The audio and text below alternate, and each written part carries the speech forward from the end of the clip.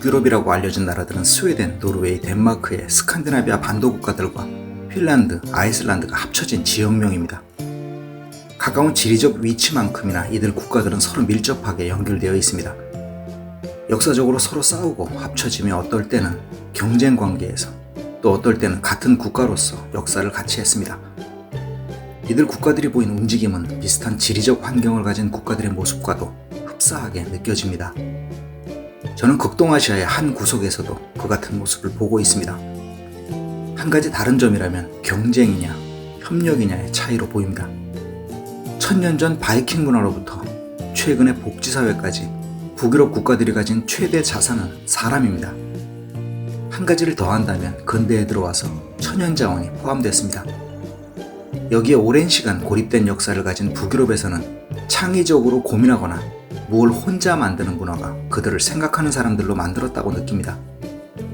지금까지 북유럽의 근본 문화는 떠나간 사람을 그리워하고 방문객을 반갑게 맞이하는 문화입니다. 이민이라는 창구조차 존재하지 않는 북유럽 국가들이 자신을 찾았던, 그래서 자신의 사고나 교육을 조금이라도 공유하는 사람들에게는 관대한 이유이기도 하겠습니다. 북유럽 국가들은 자신들의 상황을 파악하는데 너무 익숙합니다. 너 자신을 알라는 말이 너무 당연하게 생각되는 곳입니다. 1397년 일찍이 이들은 자신들을 하나로 묶은 칼마 유니언 동맹으로 덴마크, 스웨덴, 노르웨이 3국을 하나의 왕조로 묶어 단일 국가로 만듭니다.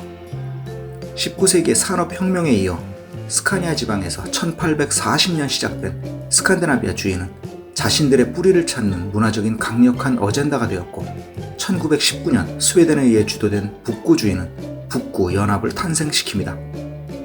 북구연합의 탄생 이유는 정확히 14세기 칼마 동맹과 또 19세기 스칸디나비아 주의의 이유와 같습니다. 같이 협력하며 살자. 이 단순한 목적은 사람이 부족한 환경과 이들 국가의 역사, 지리적 공통점을 내세웁니다. 저는 북유럽 국가들의 이 같은 역사적 움직임을 극동아시아 지역에서 상상해봅니다. 아마 비슷한 역사를 공유한 한국, 일본, 중국, 대만 등의 4개국이 될 것입니다. 이들 4개 국가는 대륙과 외세의 영향을 가장 먼저 받은 중국이 덴마크의 역할을 하기에 가깝습니다. 덴마크와 오랜 기간 같은 왕조를 가졌고 가장 오랜 기간 역사를 공유한 노르웨이는 대만이 맞습니다. 가장 왕성하고 해외로의 진출이 많았던 스웨덴은 일본이 스웨덴의 지배를 받았고, 그럼에도 불구하고 뛰어난 교육과 강력한 지도자, 미래를 계획한 산업 발전을 생각한다면 한국은 핀란드에 가장 근접합니다. 저는 북유럽의 국가들이 협력을 택한 이유를 사람과 환경이라고 본다면 극동아시아의 4개국은 이 조건에 해당하지 않는 환경입니다. 그렇다면 극동아시아의 나라들이 협력할, 그래서 군사적 위협이나 대립을 줄이고 지속적인 발전이나 인류를 위해서라면 어떨까 생각해봅니다. 극동아시아의 상황에서 역사적 뿌리는 같다는 데 문제가 없지만, 만일 한국이 어떤 이유에서든 국가협력을 생각해야 한다면 가장 먼저 생각해야 할 국가는 일본이라고 생각합니다.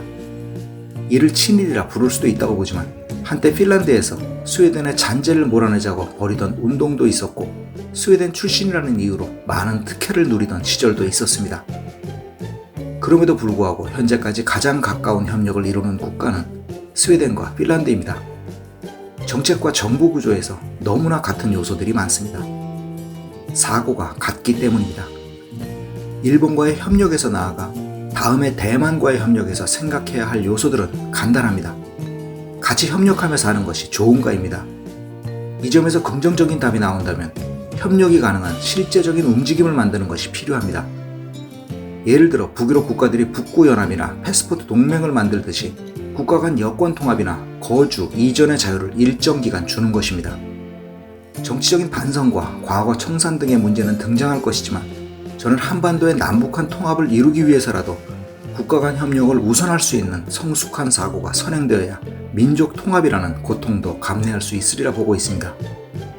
과거 중국과의 역사에서 비교적 자유로울 수 있는 한국의 역할이 큽니다.